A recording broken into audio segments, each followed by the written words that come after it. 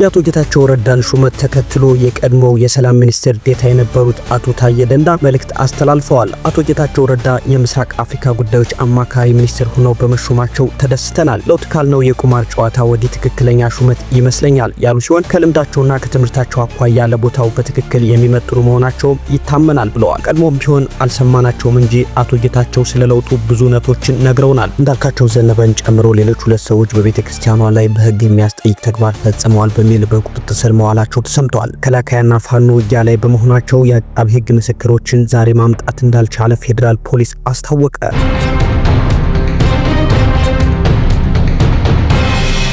ሰላም ጤና ይስጥልን የተከበራችሁና የተወደዳችሁ አድማጭ ተመልካቾቻችን የሰዓቱን አጫጭር ዜናዎች ይዘንላችሁ ቀርበናል። አብራችሁ እንድትቆዩ በአክብሮት እንጋብዛለን። በመጀመሪያም ወደ መጀመሪያው የሆነው አዲስ መረጃችን ስናልፍ እንዳልካቸው ዘነበን ጨምሮ ሌሎች ሁለት ሰዎች በቤተክርስቲያኗ ላይ በህግ የሚያስጠይቅ ተግባር ፈጽመዋል በሚል በቁጥጥር ስር መዋላቸው ተሰምቷል። አቶ ጽጌ ስጦታውና አቶ ምስጢረ መዝገቡ ብለው የሚጠሩ ግለሰቦች በቅድስት ቤተክርስቲያናችን ስርዓት እምነት ላይ በወንጀል የሚያስጠይቅ ድርጊት ፈጽመዋል በሚል ተጠርጥረው በህግ ቁጥጥር ስር መዋላቸውን በኢትዮጵያ ኦርቶዶክስ ተዋሕዶ ቤተክርስቲያን የህግ ባለሙያዎች ኮሚቴ አስታውቋል። ራሳቸውን መርጌታ ጽጌ ስጦታው እና መርጌታ ምስጢረ መዝገቡ ብለው የሚጠሩ ግለሰቦችም በቅድስት ቤተክርስቲያናችን ስርዓት እምነት ላይ በወንጀል የሚያስጠይቅ ድርጊት ፈጽመዋል በሚል ተጠርጥረው የወንጀል አቤቱታ በቀረበባቸው መሰረት የፌዴራል ወንጀል ምርመራ ቢሮ በዛሬው ቀን ተጠርጣሪዎች በህግ ቁጥጥር ስር በመዋል የወንጀል ምርመራውን በማጣራት ላይ እንደሚገኝ በኢትዮጵያ ኦርቶዶክስ ተዋሕዶ ቤተክርስቲያን የህግ ባለሙያዎች አብይ ኮሚቴ አባል ጠበቃ አያሌው ቢታኒ ለኢትዮጵያ ኦርቶዶክስ ቤተክርስቲያን ቴሌቪዥን በሰጡት መግለጫ አስታውቀዋል። ጠበቃ አያሌው አያይዘውም እንደገለጹት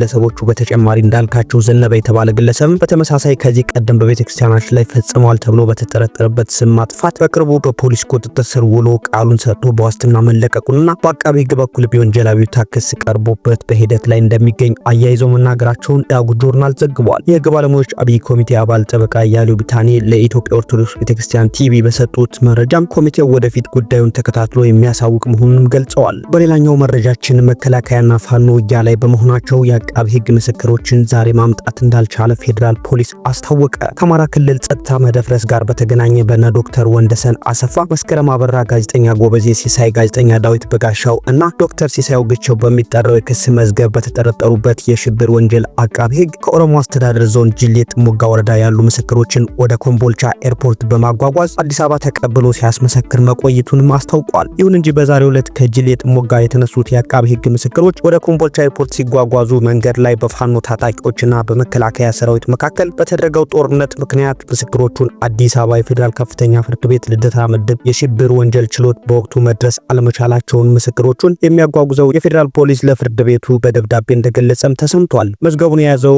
አቃቤ ህግ አቶ ናትናኤል ስንታየው ስለ ጉዳዩ እንዲያስረዳ ተጠይቀው ምስክሮቹ በተጠርጣሪዎቹ ላይ እንዳይመሰክሩ ሆን ተብሎ ነው ጦርነቱ የተካሄደው ሲሉም አስረድተዋል። ችሎቱም በበኩሉ ተጠርጣሪዎቹ ከ2 ዓመት በላይ በስር ላይ ስለቆዩ አቃቤ ህግ በሰበብ አስባቡ ምክንያት እየተከሰ ከዚህ በላይ መዘግየት የለበትም ብሎ እንዳሳሰበም የተለያዩ መረጃዎች እየወጡ ይገኛሉ። በሌላኛው መረጃችን አቶ ጌታቸው ረዳ የምስራቅ አፍሪካ ጉዳዮች አማካሪ ሚኒስትር ሆነው መሾማቸው ተሰምቷል። በአሁኑ ወቅት በትግራይ ፖለቲካ ውስጥ ጎልቶ ከሚታዩ ፖለቲከኞች መካከል ቀዳሚው የሆኑት አቶ ጌታቸው ረዳ ከክልሉ ጊዜያዊ አስተዳደር ፕሬዝዳንትነት ከተሰናበቱ በኋላ በጠቅላይ ሚኒስትሩ አማካሪነት ኃላፊነት ተሰጥቷቸዋል። በህወሓት መሪዎች መካከል በተፈጠረው የተካረረ አለመግባባት በጊዜያዊ አስተዳደሩ መሪነት ለመቀጠል ያልቻሉት አቶ ጌታቸው ረዳ የጠቅላይ ሚኒስትሩ የምስራቅ አፍሪካ ጉዳዮች አማካሪ ሆነው ተሹመዋል። በትግራይ ከተካሄደው አውዳሚው የ2 ዓመት ጦርነት በኋላ ከፍተኛ የህወሓት አመራር በጠቅላይ ሚኒስትሩ ሲሾም አቶ ጌታቸው የመጀመሪያው ናቸው። ይህም አሁን ላይ በጠቅላይ ሚኒስትር ዶክተር አብይ አህመድ የተሰጠው ሹመት ይፋ የሆነው ለአቶ ጌታቸው ጊዜያዊ አስተዳደሩ ስልጣናቸውን ለጀነራል ታደሰ ወረደ ካስረከቡ ከ3 ቀናት በኋላ ነው። አቶ ጌታቸው ጠቅላይ ሚኒስትሩ ኃይለማርያም ደሳለኝ በስልጣን ላይ በነበሩበት ጊዜም ልዩ አማካሪያቸው ሆነው የሰሩ ሲሆን አሁን የተሰጣቸው የአማካሪነት ሹመት ሁለተኛው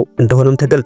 አቶ ጌታቸው በፌዴራል መንግስትና በትግራይ ክልል ውስጥ በኃላፊነት በቆዩባቸው ዓመታትም በሀገር ውስጥና በዓለም አቀፍ መገናኛ ብዙሃን ላይ በመቅረብ ሐሳባቸውን በመግለጽና በመከራከር ከሚታወቁ ጥቂት ባለስልጣናት መካከል አንዱ መሆናቸው ይጠቀሳል። በሀገሪቱ ውስጥ ፖለቲካዊ ለውጥ ከመጣ በኋላ በነበሩበት ባለፉት 5 ዓመታትም በገዢው ፓርቲ ኢህአዴግና በግንባሩ ዋና መስራች ህወሓት መካከል የነበረውን አለመግባባት ተከትሎ አቶ ጌታቸው በተፈጠረው የፖለቲካ ትርምስ ውስጥ ጎልተው ወጥተዋል። በተለይ ለ2 ዓመት በዘለቀው ጦርነት ወቅት በትግራይ አመራሮች መካከል የሚነሱ ሐሳቦችን በክልሉ ባሉ መገናኛ ብዙሃን ላይ በመደበኛነት እየቀረቡ እንዲሁም ባለም አቀፍ መገናኛ ብዙሃን ላይም በተደጋጋሚ ብቅ እያሉ የህወሓት አንደበት ሆነው ቆይተዋል። ደም አፋሳሹን ጦርነት ያስቆመው በመንግስትና በህወሓት መካከል በተካሄደው ድርድር ወቅትም ግንባር ቀደም ተደራዳሪና በስምምነቱ ላይ ፊርማዎችን ያኖሩት አሁን ደግሞ የጠቅላይ ሚኒስትሩ አማካሪ ሆነው የተሾሙት አቶ ጌታቸው ረዳ ሰላም ያመጣውን ስምምነት ህወሓትን በመወከል የፈረሙት አቶ ጌታቸው ከፌደራል መንግስቱ ከአህጉራዊ ከዓለም አቀፋዊና ከምዕራባውያን ሀገራት ጋር በትግራይ በኩል በነበሩ ግንኙነቶች ውስጥ ጉልህ ሚና እንደነበራቸውም ይነገራል። የትግራይ ጊዜያዊ አስተዳደር እንዲመሩ በህወሓት ስራ አስፈጻሚ ኮሚቴ የተሰየሙት አቶ ጌታቸው በጠቅላይ ሚኒስትር አብይ የትግራይ ክልል ጊዜያዊ አስተዳደር ፕሬዝዳንት እንዲሆኑ ተሹመው ለ2 ዓመታት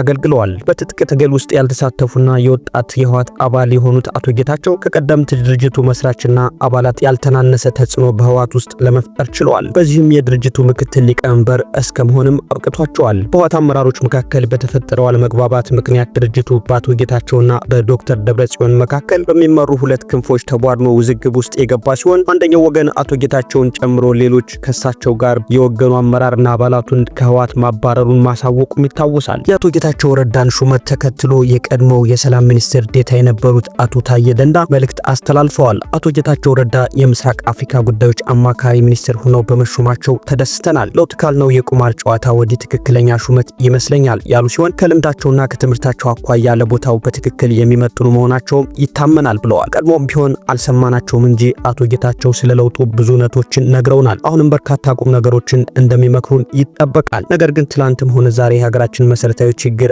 አማካሪውንና ምክሩን ሳይሆን ተመካሪውን ይመለከታል ሲሉም መልእክታቸውን አስተላልፈዋል። ሰለሞናዊ ኃይለ ሥላሴ ሳይቀር በነ ከተማ ይፍሩ ተመክረዋል ያሉት አቶ ታዬ ደንዳ ስላልሰሙ ቀጥሎ የሆነው ይታወቃል፣ ለማንኛውም ሹመት እንዲያዳብር ተመኝተናል ሲሉ በፌስቡክ ገጻቸው ባሰፈሩት ጽሑፍ ላይ ተመልክተናል። የቡርኪና ፋሶ ፕሬዝዳንት ትራኦሬ ዓለምን ያስደመመው ውሳኔ ማሳለፉን የተገኘው መረጃ ያመለክታል። የቡርኪና ፋሶ የሽግግር ፕሬዝዳንት ትራኦሬ ቡርኪና ፋሶ ከቀረጥ ነጻ የሆነ የንግድ እንቅስቃሴ እንዲኖራት ውሳኔ አሳልፈዋል። ህዝቤ በምዕራቡ ዓለም ኒዮኮሎኒያሊዝም እጅ ለረጅም ጊዜ ተሰቃይቷል ያሉት ፕሬዝዳንት ኢብራሂም ትራኦሬ አሁን በቡርኪና ፋሶ ቀረጥ የሚባል ነገር አይኖርም ብለዋል። ይህ ውሳኔያቸው ቡርኪና ፋሶን ከዓለም ሀገራት ከቀረጥ ነጻ በመሆን የመጀመሪያው ሀገር አድርጓታል። በዚህ ውሳኔያቸውን በርካታ የዓለም ሀገራት የተደመሙ ሲሆን በዚህ ውሳኔ የተደመሙት የዓለም ቁጥር 1 ባለሀብት የሆኑት ኤለን መስክ ኢብራሂም ትራኦሬን በቅርቡ ሊያናገሩት እንደሚፈልጉ ከተለያዩ ዓለም አቀፍ ሚዲያዎች የተገኘው መረጃ ያመለክታል። በአፍሪካ ጀግና መሪ ቢፈጠርም መስዋዕት ሆኖ ለማለፍ እንጂ ለመስራት አልታደለም። ትራኦሬ ስልጣን በያዘ 2 ዓመት ጊዜ እንኳን ከ18 በላይ ግድያ ሙከራ ተደርጎበታል። በባለፈው ሐሙስ ማታ ብቻ ትራኦሬ ላይ ግድያ ለመፈጸም ሲዘጋጁ የተገኙ 113